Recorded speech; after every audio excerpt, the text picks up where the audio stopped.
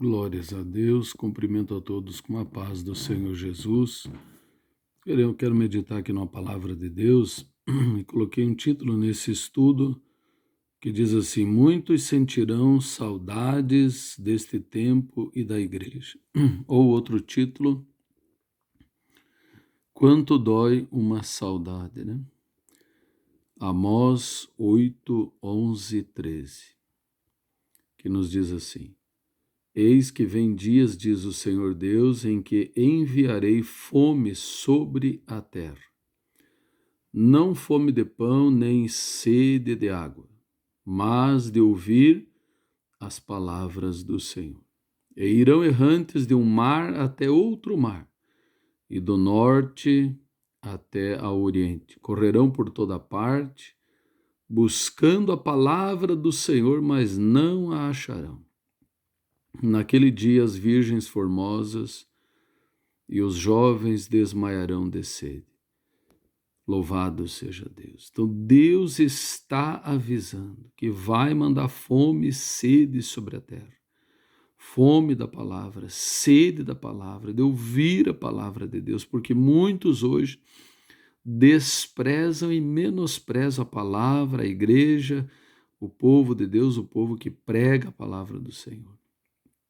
Quanto dói uma saudade, quantos que se lamentarão por não darem ouvidos, não valorizarem a palavra do Senhor.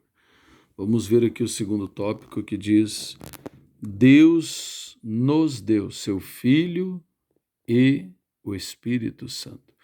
João 3,16 nos diz, né? Porque Deus amou o mundo de tal maneira que deu seu Filho unigênito para que todo aquele que nele crê não pereça, mas tenha a vida eterna. Pare o que está fazendo e pense o que Deus tem feito por nós.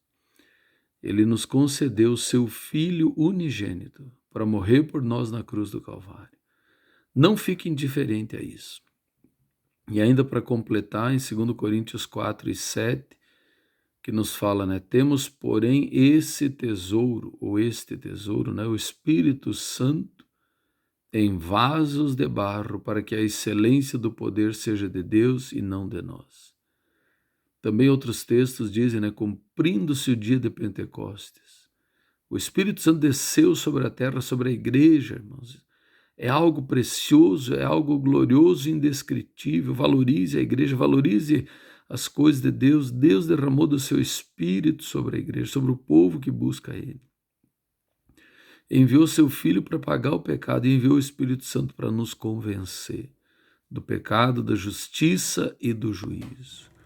Num terceiro tópico, queremos meditar aqui sobre a fundação da igreja. Em Mateus 16, 18 está escrito: Pois também eu te digo que tu és Pedro, e sobre esta pedra edificarei a minha igreja, e as portas do inferno não prevalecerão contra ela. Sobre esta pedra, que é Jesus, se fosse essa seria Pedro, né? Regra básica de português, esta é para algo que está perto de quem está falando, e essa é para algo que está longe de quem está falando. Então Jesus usou esta, referindo-se a ele como a pedra sobre a qual está edificada a igreja.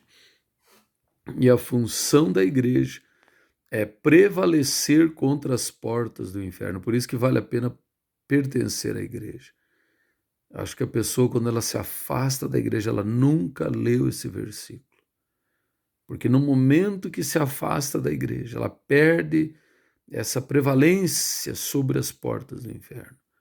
Por isso, amados irmãos, não largue da igreja, firme-se com o Senhor, busque a Deus, demonstre o teu esforço, o teu zelo, busque a Deus. Não, né? Às vezes ouvimos desculpas tão mal feitas, tão esfarrapadas para não ir à igreja, para não buscar a Deus, sendo que a Bíblia diz: alegrei-me quando me disseram vamos à casa do Senhor.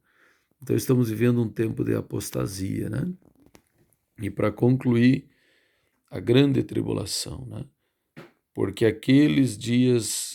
naqueles dias haverá uma aflição tal, qual nunca houve desde o princípio até a criação, da criação que Deus criou até agora, nem jamais haverá. Pertencer à igreja, pertencer a Cristo, significa escapar da grande tribulação. As pessoas não têm noção do que é a grande tribulação. Não têm ideia, irmãos. Isso que é lamentável. Por isso, esse pequeno estudo tem o objetivo de te despertar. Desperta, medita nesses textos bíblicos, se aprofunda, não dê desculpas. Hoje as pessoas estão inventando, ocupam a sua mente em inventar desculpas para não adorar a Deus, não buscar a Deus.